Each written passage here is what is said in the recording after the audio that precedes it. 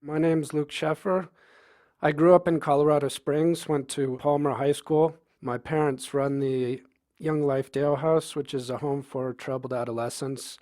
I've been drawing all my life since I was 6 years old. I went to the Bemis Art School where I'm a teacher now, so that's kind of neat. I've had quite a bit of adventures. I went to school back east in Amherst and majored in Russian, and then spent several years in Russia, mostly in St. Petersburg, and pursuing artistic studies. I guess the biggest influence on my painting was meeting Graydon Parrish, who's a classical painter in the 19th century French style, and he really taught me everything I know. When I was in Russia, it was basically studying. Also, while in Russia, I discovered the Orthodox Church, which I eventually converted to, and then lived basically the past 10 years in monasteries in Greece and Russia, and was eventually tonsured as a monk in Thessalonica by the abbot of the monastery of Simonopetra, where I lived. Then I returned to the Springs. I've been back in town for the past couple years, and as a monk, I'm kind of attached to the Holy Theophany Church here in town. That's Father Anthony.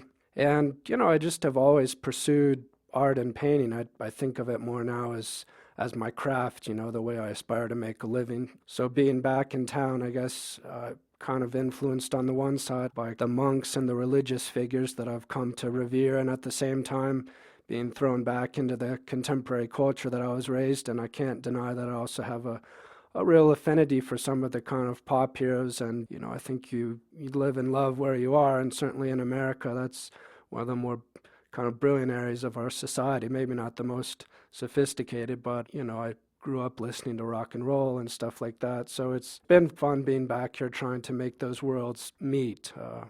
I live in a basement apartment in one of the Dale House buildings, and it's kind of like being back in my own old room as a kid. I just like to tape different stuff up, the kind of images and things that I find interesting or moving. Just in the past year or so, I've started doing these little black and white drawings of basically just images of people, pop icons that I find striking. This one here is of Madonna from one of her album insets, in this kind of bondage pose. I've always admired her, just kind of her versatility and her ability to kind of over the years fill in and fill out of these different roles. I was doing these, just being in the monastery, there's this passage in the prophets in the Old Testament where they describe the seraphim, who are the angels with 6 wings. So just kind of with some humor, when I was doing a study, a couple drawings of Joey Ramone and Robert Plant, I decked them out with 6 wings, this kind of idea of the figure in the spotlight, in the light, and then kind of this angelic aspect. I don't really see it literally or seriously as that, but it just kind of playing, as an artist in the studio, that's kind of what these are. These are kind of the seraphim. The one on the left is Joey Ramone, and then the one in the middle is Robert Plant, and then the one on the right, which is really not easy to see, it's a different beast, which you find, I think, in Ezekiel, with the beast with 4 heads, and it's basically sitting on the shoulder of a monk who's at prayer. The pagan and Christian overlap in so many different ways. They kind of draw from the same image pool, the good angels, the bad angels. On the right is Marian Faithfull, who ran with the Rolling Stones back in the day. And that was just basically, I was beginning to play with this white on black, so it was this image of this pale skin, and then the black clothing. And Sushi of the Banshees was an early member of the punk scene, in England, ran around with Johnny Rotten and Sid Vicious and all that crowd. On the left is Perry Farrell. He's got this crazy headdress on. It was stills I took from a Halloween performance in New York City, and he's just a great icon of probably more the alternative scene, but he's just his kind of sense of drama and performance I always find really inspiring. On the right's Sigourney Weaver. 2 of Led Zeppelin, John Paul Jones, the bassist, and Robert Plant. I think anyone that grows up listening to rock and roll, at one point or another, you come into contact with these guys and really grow to love them. So that's Bonzo on the left and Jimmy Page on the right. That's another photo of our drawing of Perry Farrell. He's got these kind of peacock feathers, and I just kind of love this manic-inspired kind of face. He's probably definitely more on the side of maybe the darker angels than the good angels, but they're both bathed in the same light, so to speak. Again, I find his flamboyance really inspiring, just from an artistic perspective.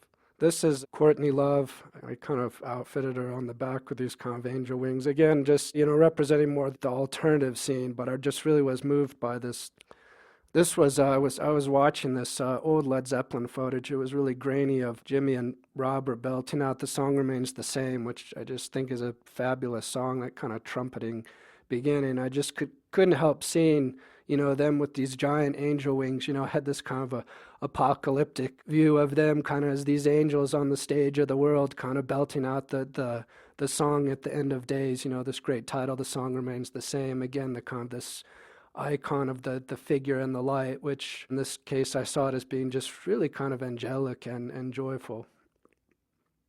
This, of course, is the king of punk rock in America, Joey Ramone.